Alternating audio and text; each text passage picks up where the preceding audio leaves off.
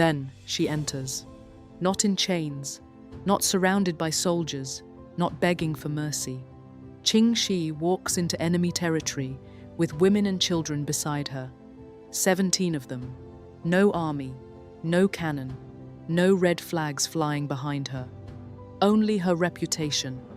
Across from her sits Bai Ling, the viceroy of Liangguang. He represents the Qing state. She represents the sea. For years, the government has tried to destroy her. It has sent fleets, commanders, weapons, and threats. But now, she is standing inside its own office, not as a prisoner, but as a negotiator. And the empire must face a humiliating truth. This woman has not come to surrender. She has come to make a deal. Ching Shih's early life is surrounded by rumor. Some stories say she came from the floating brothels of Canton. Whether every detail is true or not, the rumor tells us something important. She came from a world where women were underestimated, watched, judged, and used. But she was watching too. She learned how men with power behaved. She learned how money moved. She learned how confidence could become weakness. And most importantly, she learned that power was not always held by the loudest person in the room. Sometimes, it belonged to the person who understood the room best.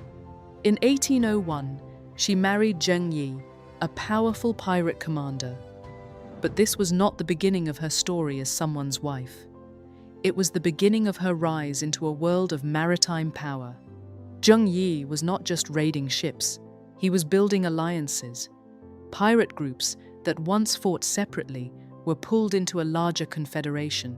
Their fleets were marked by color: red, black, blue, white, yellow, and purple. To merchants, those flags meant fear. To the Qing government, they meant humiliation. But to the pirates, they meant order. This was not random violence anymore. It was a system. Ships had commanders. Loot was collected. Rewards were shared. Coastal communities were pressured, taxed, and controlled. The pirates were no longer only stealing from the sea. They were ruling parts of it. And Ching Shih watched everything. She watched how captains were kept loyal. She watched how discipline held violent men together. She watched how fear worked better when it had rules behind it. Then, in 1807, everything changed. Zheng Yi died. For most women in her position, that would have been the end. A widow surrounded by ambitious commanders. A woman in a world of armed men. Every captain could pretend loyalty while secretly asking the same question: why should we obey her? But Ching Shih did not disappear. She moved fast. Her most important alliance was with Zhang Bao, Zheng Yi's adopted son and commander of the Red Flag Fleet. He had ships, soldiers, and battlefield power. She had political intelligence, legitimacy, and the will to keep the Confederation together. Their partnership was not a soft love story at first. It was power, recognizing power. Together, they held the Red Flag Fleet at the center of the pirate world. And under Ching Shih, discipline became the heart of the empire. Imagine a pirate ship at dawn. The deck is wet. Men stand in rows. Stolen goods are brought forward, not hidden away. They are recorded in ledgers. The loot belongs first to the system, then to the individual. A man who steals privately from the common fund is not treated as clever. He is treated as dangerous. Punishment is public. Sometimes mutilation, sometimes execution. Sometimes a man is made an example before everyone else. Unauthorized shore leave is punished. Disobedience is punished. Captured women are placed under strict rules, and violating those rules can mean death. This was not kindness. This was control. Ching Shih understood something many violent leaders never understand. Fear alone does not build an empire. Fear must be predictable. Men must know the reward for obedience and the cost of betrayal. That is what made her dangerous. She was not only commanding pirates, she was governing them. By 1808 and 1809, The Red Flag Fleet had become a floating state. Hundreds of vessels moved through the Pearl River Delta and the South China Sea. Tens of thousands of pirates lived under this system. Coastal villages paid, merchants calculated risks. Qing naval forces tried to crush them and failed again and again. The government had officials. Ching Shih had captains. The government had taxes. Ching Shih had tribute. The government had laws. Ching Shih had rules. Every red flag on the horizon was a message.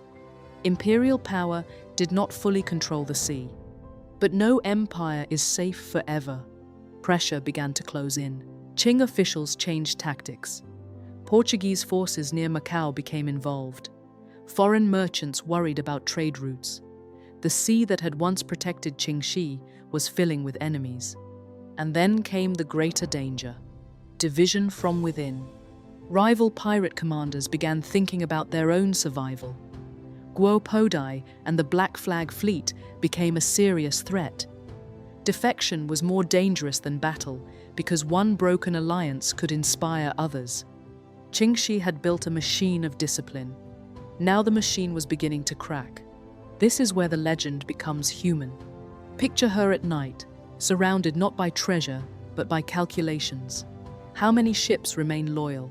How many captains are secretly negotiating? How many men will still fight if pardon is offered? How long before victory becomes impossible? She had proven she could not be easily defeated.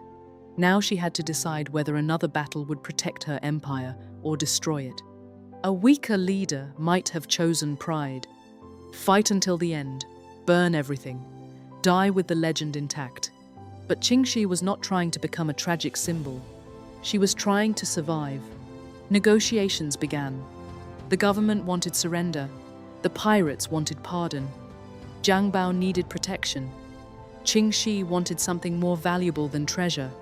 She wanted legality.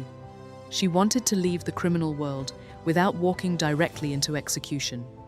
She wanted her people spared where possible. She wanted her wealth, her future, and her status protected. When talks became difficult, she made the boldest move of her life. She went in person, back to Guangzhou, back to the Yamen, back to the room where officials waited with documents, guards, and imperial authority. Her arrival with women and children was not weakness, it was strategy. She forced the government to see families, not just criminals, a community, not just a gang, a political problem, not just a military one. If the state destroyed them all, it might win the battle but lose face. If it negotiated, it could claim peace. Ching Shih understood the stage, and in that room, she used presence like a weapon. The settlement that followed was extraordinary. Many pirates received pardon. Jiang Bao was given official rank. Ching Shih was allowed to formally marry him. Some offenders were still executed, so this was not a clean or gentle ending. But Ching Shih walked away alive. That is the most shocking part of her story. History is full of rebels who were betrayed, pirates who were hanged, criminal rulers who died violently after believing they were untouchable. Ching Shih did something colder and smarter. If this story moved you, there are more like it on this channel.